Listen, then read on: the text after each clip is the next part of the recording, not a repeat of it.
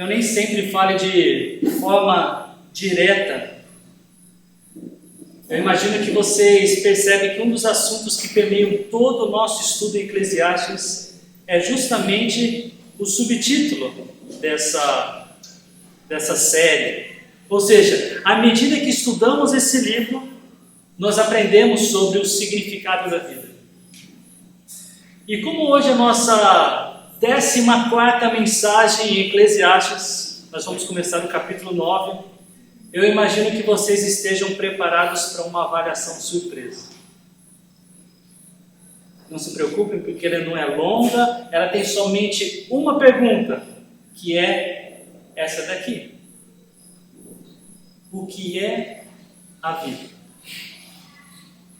E eu realmente gostaria que vocês tentassem responder essa pergunta para si mesmos. Eu queria que vocês tentassem formular uma resposta de verdade. Agora eu tô...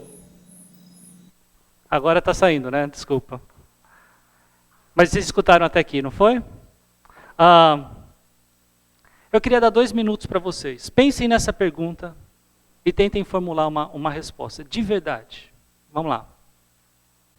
Vou supor aqui que, se não todos vocês, a maioria de vocês pensou em alguma coisa. Porque agora eu queria mostrar para vocês um vídeo com alguns recortes de um programa da TV Cultura, que se chama Provocações. Nesse programa, cada um dos convidados, no final, ele responde exatamente essa pergunta. O que é a vida? Eu queria que vocês prestassem atenção, tanto por reconhecer as pessoas que vão responder, quanto a resposta que elas dão.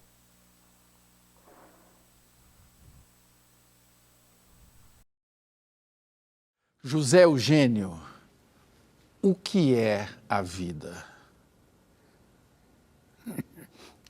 Sei lá. Não faço a mínima ideia. Por uma pergunta muito fácil, vai. O que é a vida? Essa daí é fácil. Eu vou deixar você responder porque é muito fácil. O que é a vida? Eu não faço ideia, Tasso. Não faço ideia. Poxa, Fala. o que é a vida? A vida é triste. A vida é tentar sobreviver o máximo que você puder. Eu acho que isso que é a vida. Fábio Porchat, o que é a vida? É isso. A vida é o que acontece à nossa volta e não há nada diferente disso. A vida não é boa. Fábio Porchat, o que é a vida? Eu não sei. Eu quero fazer uma pergunta simples para você. Uma pergunta muito simples. Clodovil, o que é a vida? Seria bom se eu soubesse, né? Se eu soubesse, eu não contaria para ninguém. Meirelles, o que é a vida? Caraca, tem essa pergunta, eu sabia, eu ia pensar. Esqueci. Cara, olha, lendo o jornal essa semana, eu vou usar o Macbeth lá. Eu acho que a vida é uma história escrita por um idiota, cheia de som e fúria, e que não quer dizer nada. Uma pergunta muito simples. Clóvis, o que é a vida?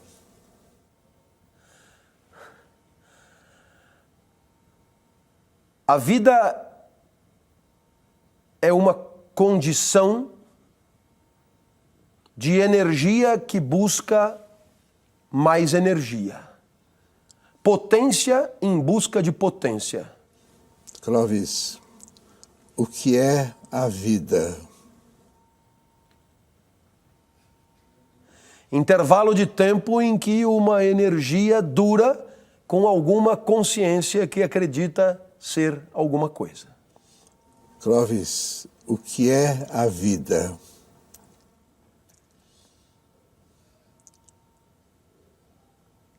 Essa pausa é Chekhov, né? Dor e sofrimento, se você preferir. Afinal de contas, eu não lembro de ter sofrido antes de nascer. E tenho a nítida impressão de que não sofrerei depois de morrer. Tá bom. Bem, quando a coisa começa a ficar metafísica, eu paro de falar sobre o assunto. Eu quero terminar com você me dando uma resposta que você queira dar. Clóvis, o que é a vida?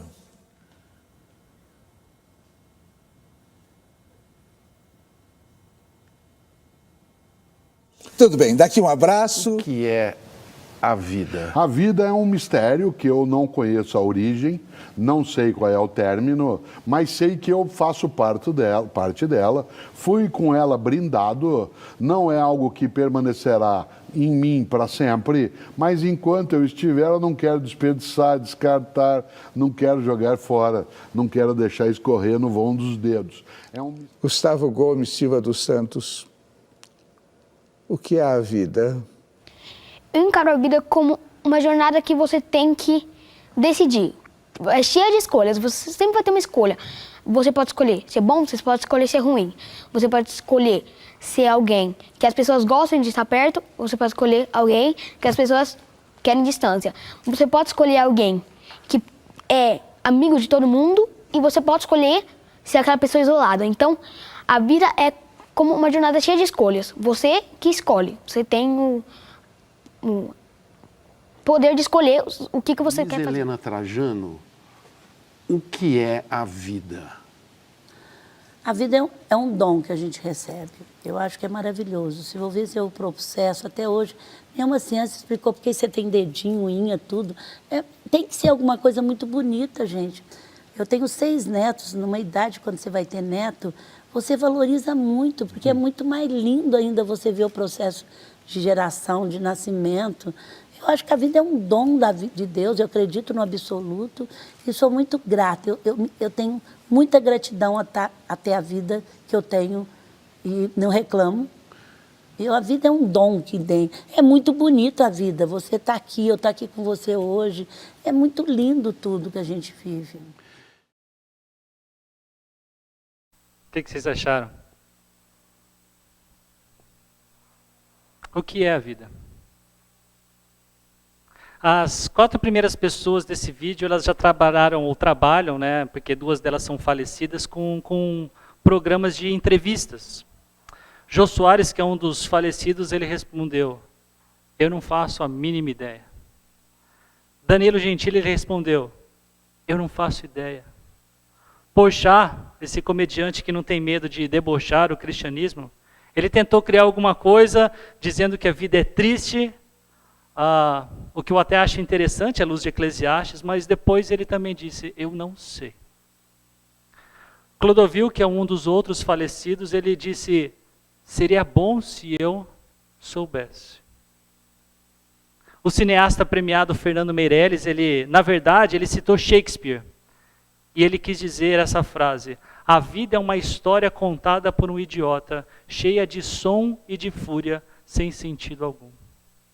Ou seja, ele mesmo não apresentou nenhuma resposta, ele citou uma pessoa, um escritor famoso e colocou isso no programa. O Clóvis de Barros Filho, ele é um filósofo e eu achei interessante como ele tentou filosofar. E as pausas mais longas que ele fez, né, para mim foram mais claras do que aquilo que ele dizia. Mário Sérgio Cortella, ele disse sobre a vida, fui com ela brindado, não é algo que permanecerá em mim para sempre. Eu também acho que nós fomos brindados com a vida, mas de uma perspectiva bíblica, eu discordo que ela não permanecerá para sempre, pelo menos comigo. Gustavo Gomes é a criança que responde, e para mim é uma das melhores respostas desse vídeo. Ele disse, uma jornada cheia de escolhas. Isso me faz pensar na consciência e nas expectativas que somente quem vive tem. E por fim, é a Luísa Helena Trajano. Vocês sabem quem era? Quem é ela? Ok, para quem não sabe, ela é a CEO das lojas Magazine Luiza e considerada a mulher mais rica do Brasil. Ela disse, a vida é um dom de Deus. E eu diria que ela foi curta e foi certeira nessa resposta. Agora, estudando Eclesiastes até aqui, nós vimos que o verdadeiro sentido da vida não está em nada que nós podemos fazer nesse mundo. Não está em nada que possamos conquistar nesse mundo. Não está no conhecimento, não está em alguma atividade que a gente possa fazer, seja trabalho ou seja em busca de lazer.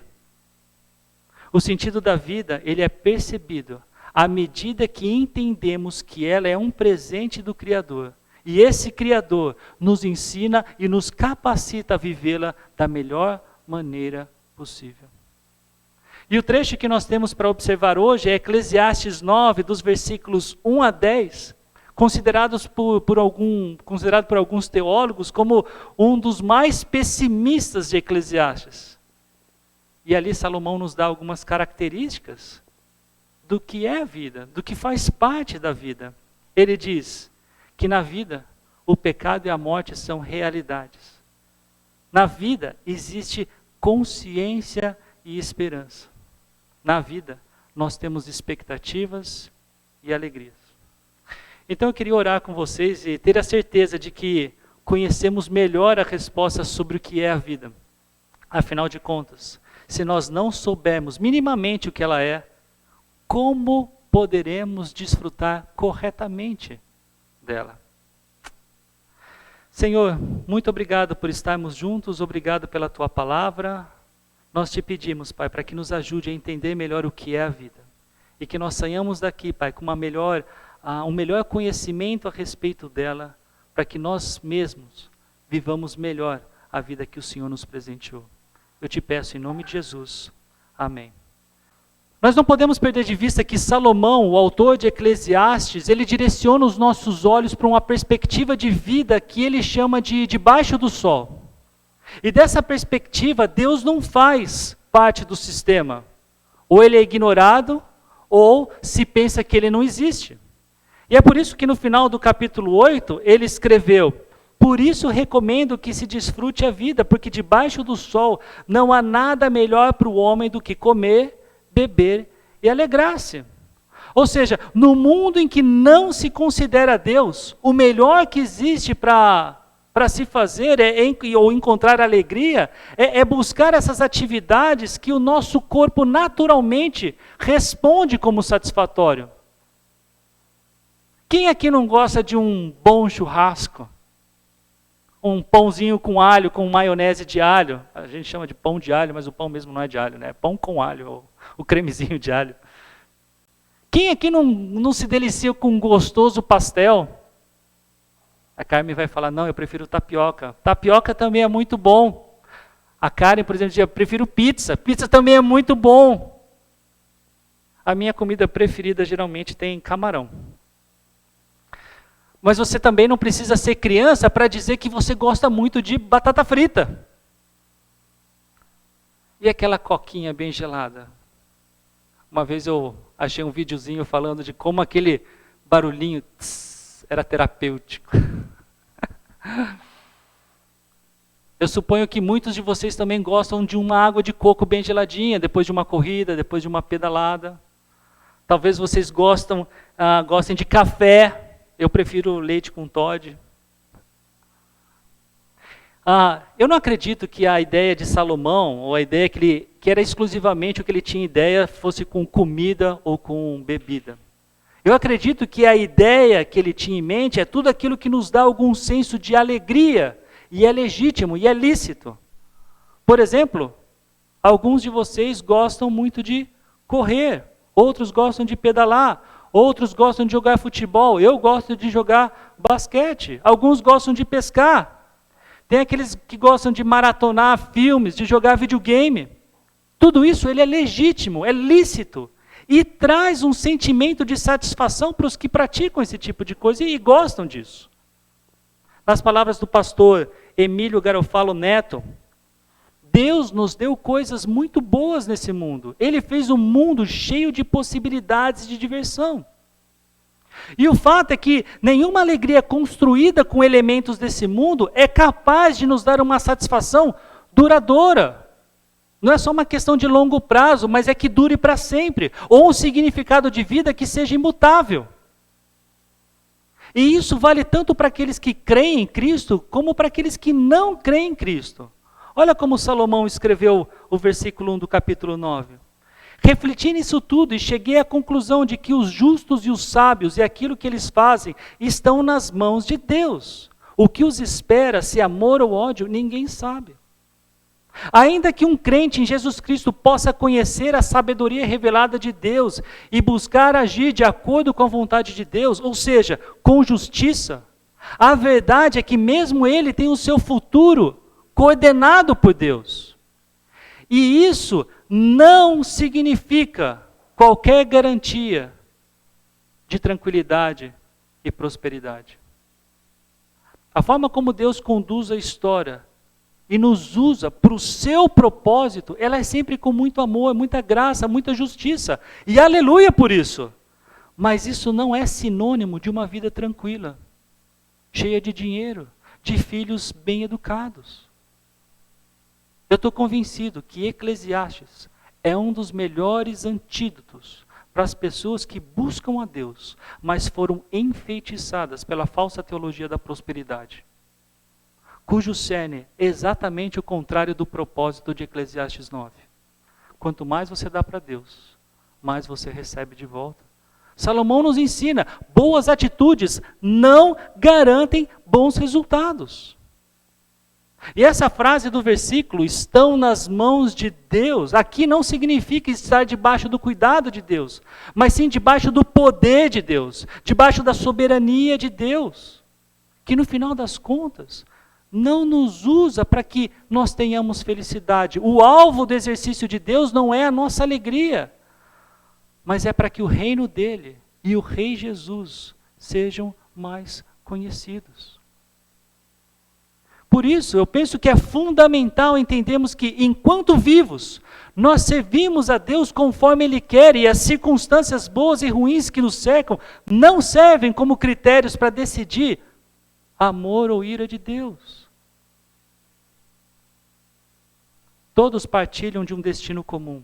O justo e o ímpio, o bom e o mal, o puro e o impuro, o que oferece sacrifícios e o que não oferece. O que acontece com o homem bom, acontece com um pecador. O que acontece com quem faz juramentos, acontece com quem teme fazê-los.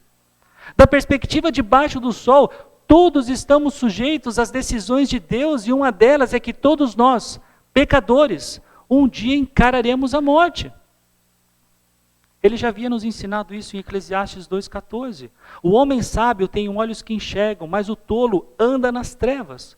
Todavia, percebi que ambos têm o mesmo destino. A morte, ela não faz diferença entre pessoas piedosas e pessoas perversas. Ela não faz diferença entre pessoas sábias e pessoas tolas. Isso é irrelevante para a morte, porque ela é o grande equalizador da vida. A morte não escolhe cor de pele, não escolhe a quantidade de dinheiro no bolso, não escolhe o tamanho da casa, não escolhe a potência do seu carro, a grife da sua roupa. Ela não escolhe os títulos acadêmicos, não escolhe a profissão, não escolhe a bandeira da sua religião. A morte, ela é o comprovante final da vida. E não se assuste com o que eu vou te dizer agora, eu estou ironizando.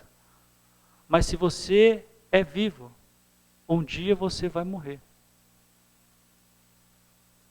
E não é porque todos nós temos o mesmo destino, é que não faz diferença se obedecemos ou desobedecemos a lei, ou se quebramos ou não as nossas promessas.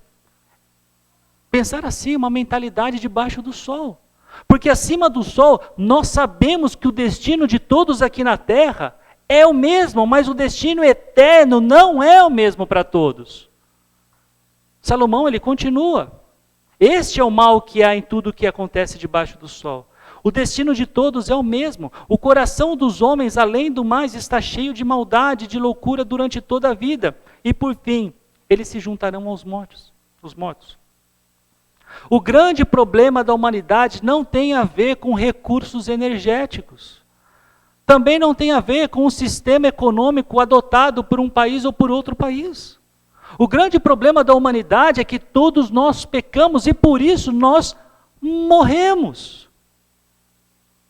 Mas parece que nós queremos ignorar o que Deus tantas vezes nos alerta em sua palavra e aqui, mais uma vez. Eu chego a pensar que o assunto mais difícil que nós poderíamos tratar na igreja não é política e não é relacionado à agenda LGBTQIAPN+. O assunto mais difícil é a morte. Mais do que esses assuntos que eu citei, eu penso que falar sobre a morte na igreja é ainda mais complicado. Possivelmente porque evitamos tanto falar sobre a morte que a gente não adquire maturidade, e, consequentemente, nós acabamos nos entristecendo, como se entristecem aqueles que desconhecem a esperança que temos em Cristo. Olha como Paulo falou sobre isso. Em 1 Tessalonicenses 4,13, irmãos, não queremos que vocês sejam ignorantes quanto aos que dormem, para que não se entristeçam como os outros que não têm esperança. Eu creio que se nós falássemos mais da morte, poderíamos ter mais maturidade e capacidade para lidar com a morte e a dor que ela causa. Ainda que isso não seja algo que naturalmente consigamos. Chega a ser lamentavelmente irônico que para fugir da dor da morte, algumas pessoas se embriagam, brigam com as pessoas que mais as amam, gastam muito dinheiro, avançam para qualquer sinal de prazer que enxergam. E com isso, elas pensam estar vencendo a batalha, quando na verdade, somente estão se distraindo dentro dessa guerra. Porque o último inimigo, como a Bíblia chama a morte, ainda está lá. Aliás, aproveitando o gancho, debaixo do sol, pessoas mudam a sua alimentação, mudam os seus hábitos de atividade física, capricham em maquiagem, às vezes em cirurgias, muitas vezes com o objetivo de deixar a morte mais distante. Mas não se arrependem dos seus pecados e não confiam em Cristo para vencerem a morte. Talvez se falássemos mais, nos lembraríamos com mais frequência da vitória sobre a morte que nós temos, por causa de Jesus Cristo, que venceu a morte. A morte que, da perspectiva debaixo do sol, é a responsável por cessar a nossa consciência e a nossa esperança. Salomão, ele escreveu, ele continua no versículo 4, quem está entre os vivos tem esperança, até um cachorro vivo é melhor do que um leão morto. Naqueles dias o cachorro não era um animal domesticado. Talvez uma boa comparação com os nossos dias seria falar que é um urubu, é um comedor de carniça, isso que eram os cachorros naquele tempo. Então a ideia de Salomão aqui é comparar um homem nojento e imundo, mas que está vivo, com um homem nobre e poderoso, mas que está morto. Independente da sua condição moral, é sempre melhor estar vivo. Por quê? Pois os vivos sabem que morrerão, mas os mortos nada sabem. Para eles não haverá mais recompensa e já não se tem lembrança deles. Para eles o amor, o ódio, a inveja, há muito desapareceram, nunca mais serão parte em nada do que acontece debaixo do sol. Debaixo do sol, o morto não tem mais consciência, não tem mais recompensa, não tem mais lembrança e muito menos esperança. Por outro lado, os vivos têm a chance de reconhecer a realidade da morte e fazer algo a respeito. Eles têm a chance de considerar o inevitável para investigar por soluções, especialmente a que acabamos de dizer ser o maior problema da humanidade. Qual é? Quero ouvir vocês. O pecado. Mas assim como a morte é inevitável, também é inevitável que essa solução considere Deus, considere o Evangelho. A boa notícia é que Jesus Cristo morreu em nosso favor para pagar pelos nossos pecados. A morte, ela acaba com todas as nossas oportunidades de saber, de ser recompensado, de ser lembrado, de até de perder os controles emocionais que a gente tem, de fazer parte da história que Deus está construindo nesse mundo. A morte também pode acabar com a chance de respondermos positivamente ao presente de Deus da salvação. Uma vez que você morre, acabou a chance. Uma vez que você morre, você perdeu a chance de responder positivamente ao convite de Jesus Cristo, ao chamado de Deus. Essa é mais uma razão enorme para não deixarmos de falar sobre a morte com a perspectiva correta. Enquanto ficamos calados, a visão debaixo do sol, ela ganha espaço. E pessoas céticas, avarentas, confusas e enganadas, elas ganham espaço e influência. São raras as pessoas que desconhecem a canção, por exemplo, Imagine, de John Lennon. Uma música que desde a sua criação, ela ecoa essa visão debaixo do sol. Imagine que não houvesse um céu divino. É fácil se você tentar. Não tem inferno debaixo de nós, acima somente o céu. Imagine todas as pessoas vivendo para o hoje. Um dia nós morreremos. E por isso é preciso que vivamos a viva esperança que Deus nos deu. De novo, a viva esperança, não a morta esperança. Uma esperança que pode ser destruída com a morte não é uma esperança viva. É uma falsa esperança. E não é a esperança que tem aqueles que creram em Cristo.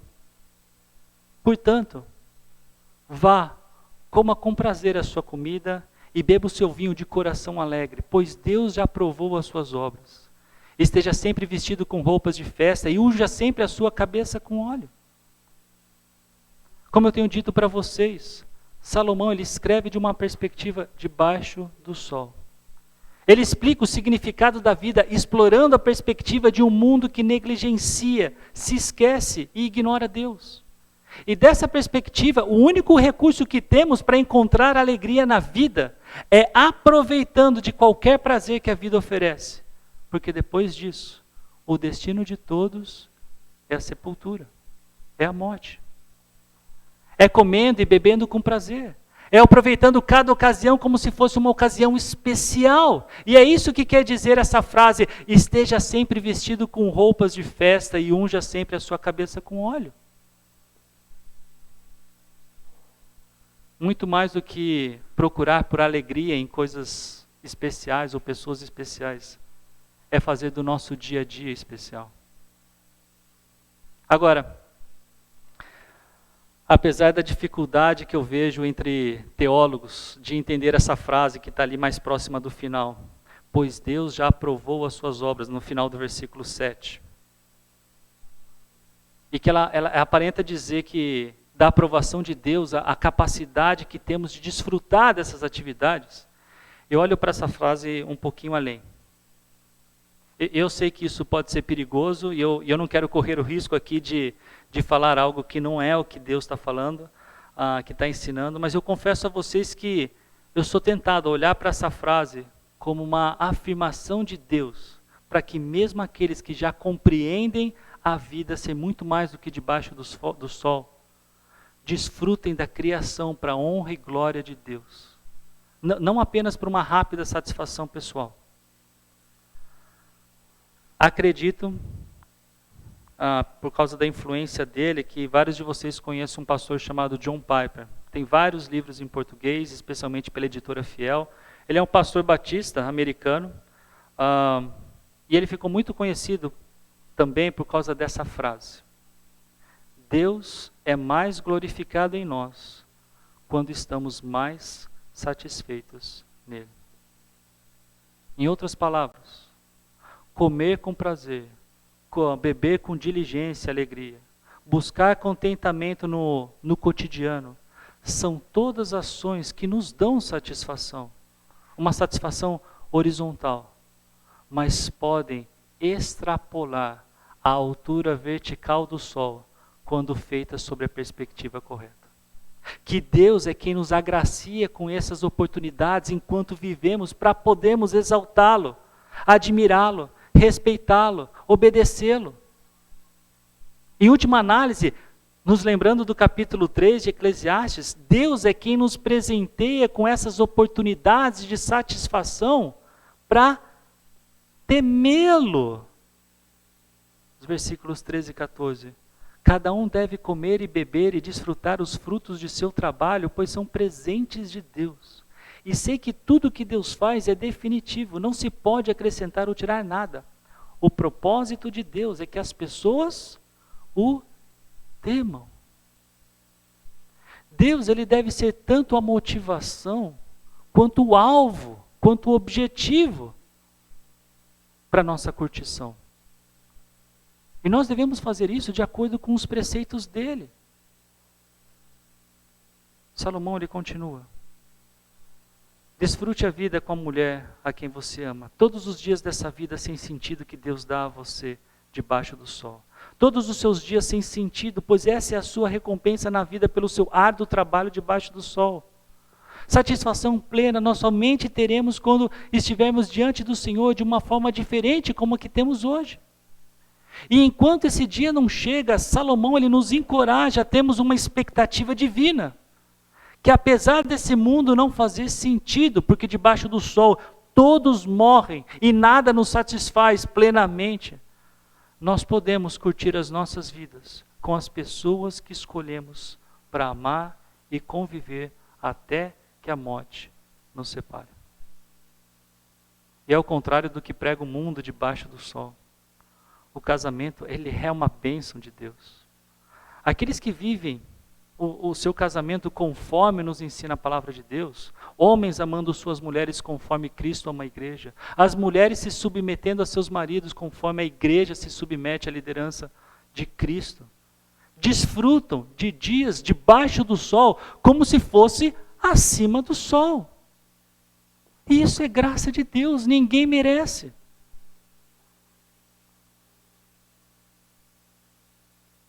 A morte,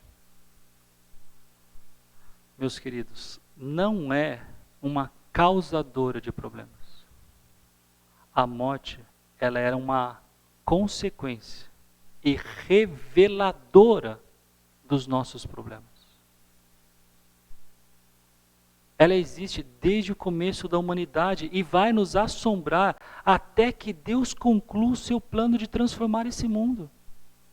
Por isso, enquanto vivemos nesse mundo, o que as suas mãos tiverem que fazer, que o façam com toda a sua força, pois na sepultura, para onde você vai, não há atividade nem planejamento, não há conhecimento nem sabedoria. Vamos aproveitar esse presente que Deus nos deu, e se chama vida. E vamos desfrutar dela, não vamos fazer isso somente na busca de satisfação e alegrias passageiras. Vamos curtir como quem reconhece o problema da morte. Isso não significa viver o dia de hoje como se fosse o último. Essa frase é uma baboseira. Porque levar isso a sério significa que eu não vou amanhã trabalhar, significa que eu não vou estudar para a prova de amanhã, eu não vou para o colégio, também eu não vou gastar todo o dinheiro que eu tenho. O que nós devemos fazer é aproveitar os nossos dias ao máximo, conscientes que um dia a morte vai bater na nossa porta e nós não sabemos quando. E lá não há atividade, não há planejamento e nem há necessidade de aprender qualquer coisa. Aproveite ao máximo a vida. E isso, gente, não é fazer o que eu quero, como eu quero e quando eu quero, mas é se atentar àquele que disse ser o caminho, a verdade e a vida, e agir com toda a sua força, com toda a nossa força, em conformidade com a vontade dele. Ele é capaz de nos dar uma vida que extrapola os limites do céu e do sol, mas que esse mundo, debaixo do sol, ignora e despreza. Que o reconhecimento da morte ser inevitável nos leve a desfrutar da vida enquanto há vida. Que nós façamos isso para a honra e glória daquele que nos deu a sua própria vida, para que tivéssemos vida. Não uma vida, mas a vida. Senhor, muito obrigado pela oportunidade que o Senhor nos dá de considerarmos a morte, colocarmos ou nos lembrarmos que ela deve estar no nosso radar. E com isso, Pai, ter uma perspectiva de vida que muda as nossas atitudes. Fazer parte desse mundo, Pai, é sofrer as consequências dos nossos pecados. Mas graças ao Senhor nós temos uma solução, que foi dada em Jesus Cristo, que venceu a morte no nosso lugar. E por causa disso, Pai, nós podemos não somente desfrutar dessas satisfações rápidas que temos com aquilo que podemos fazer e naturalmente dá muita satisfação ao nosso corpo. Mas que tudo isso, Pai, seja mais do que essas rápidas satisfações. Seja louvor, seja glória para o Teu nome que nos dá, que nos presenteia com essas possibilidades. Que nós desfrutemos da nossa vida, porque nós reconhecemos que um dia a morte chega. Que o Senhor seja exaltado, Pai, louvado por todas as nossas decisões, em como vamos viver o melhor da nossa vida. É o que eu te peço e oro. Em nome de Jesus. Amém.